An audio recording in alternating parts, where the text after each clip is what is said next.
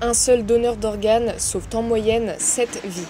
Grâce à la présence du stand de ADOT02 sur les événements locaux saint-quentinois, la parole se libère et un climat d'échange et de sensibilisation s'installe autour du don d'organes. Je suis rentré dans l'association en 2013 car j'ai été transplanté cardiaque en 2010 et je voulais communiquer sur ça parce que c'est important.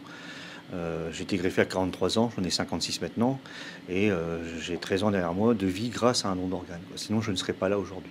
Et pour moi c'était important de témoigner de ça, témoigner d'avoir reçu les organes d'un donneur anonyme que je ne connais pas, un si beau geste altruiste, et de pouvoir témoigner de ça, de lui rendre hommage à travers mon témoignage et mon action de sensibiliser au don d'organes.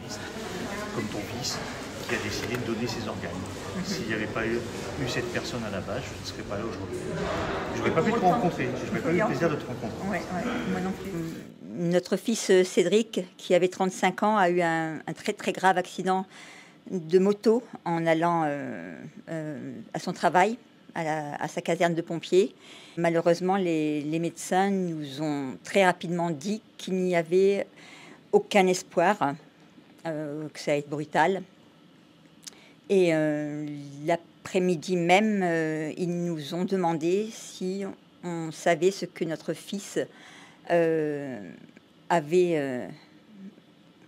envisagé. Je connaissais son souhait, sans savoir qu'un jour on y serait confronté. Mon fils a donné ses organes pour permettre à quatre personnes qui se portent à merveille, et également donc 4 familles, de poursuivre leur vie dans de meilleures conditions que celles qu'elles avaient avant la greffe. Pour être donneur d'organes, il faut être décédé d'un arrêt du cœur ou d'une mort cérébrale. La loi indique par ailleurs que nous sommes tous présumés donneurs d'organes et de tissus, sauf si nous avons exprimé de notre vivant un refus d'être prélevés. Grâce au travail de l'agence de biomédecine, grâce au travail des unités de coordination hospitalière, mais aussi grâce au travail des associations du don d'organes et de tissus, il y a en effet une augmentation des greffes d'organes en France. La grosse problématique, c'est que vous avez une courbe des demandeurs d'organes qui explose, et donc vous avez un différentiel qui devient de plus en plus important en demande d'organes. Et quand je dis demandeurs d'organes, ça touche tous les âges. Ça peut toucher aussi bien les enfants que les personnes qui sont plus âgées.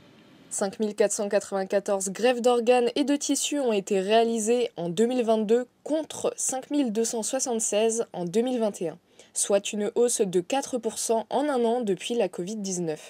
Différentes associations comme ADOT02 peuvent vous accompagner dans vos démarches et questionnements vis-à-vis du don d'organes, que vous soyez pour ou contre. Il reste important d'en parler autour de vous et d'en informer vos proches.